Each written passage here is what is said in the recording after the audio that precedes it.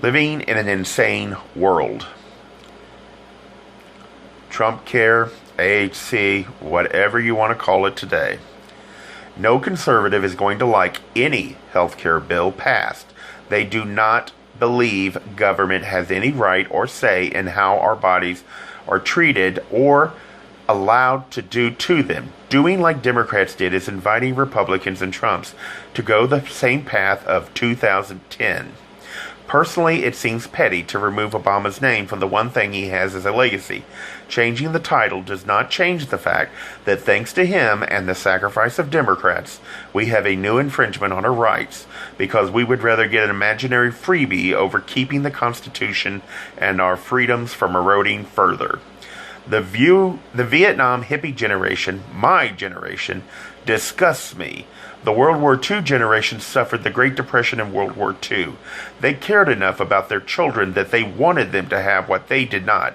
By doing so, they grew a bunch of babies who grew even bigger babies until we have the generation coming of age today.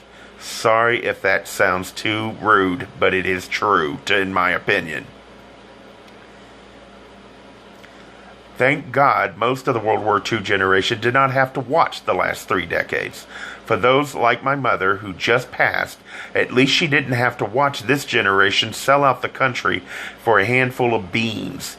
However, since we won't give it up, then get the mess done, make it as good as we can so there is at least a hope it might do more good than harm, then get to work on the real problems that government is supposed to handle for a change. Do not do like President Obama and the Democrats. Fiddle on one bill for 2 years in the hopes of getting a few votes from the other party so you can at least pretend it is bipartisan.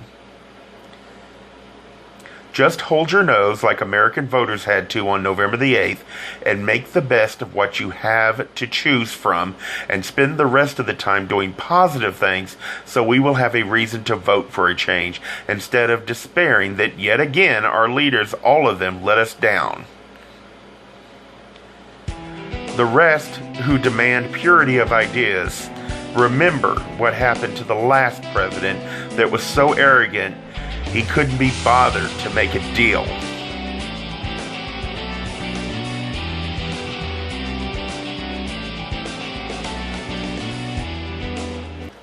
If you find my opinions have any merit, please visit me at facebook.com, RustyAce, and I would be glad to talk.